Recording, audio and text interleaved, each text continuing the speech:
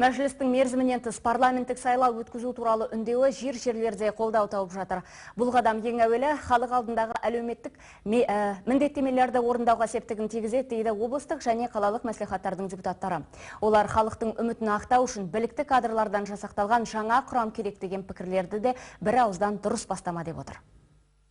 Ендігі жерде мәжіліске жаңа қолдан іс келетін, жылдам шешім қабылдайтын азаматтар келсе екен деймін. Әрине, бұрынғы мәжілісмендер үлкен миссиясын өздері орындады. Көптеген заңдарды қабылдап, енді осы жоспарын ары орындауға біз қазір парламент уақытында сайлап, кезектен тыс.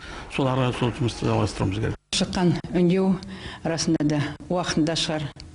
Үш партия басын бірігіп қосылып елбасыға ақылмен барып жатыр. Сондықтан мен өзім депутат қалалық мәслихатыны қолдаймын, ойлаймын дұрыс. Осы қиын экономика уақытында өзі беделмен білікті білімді адам барады оларға.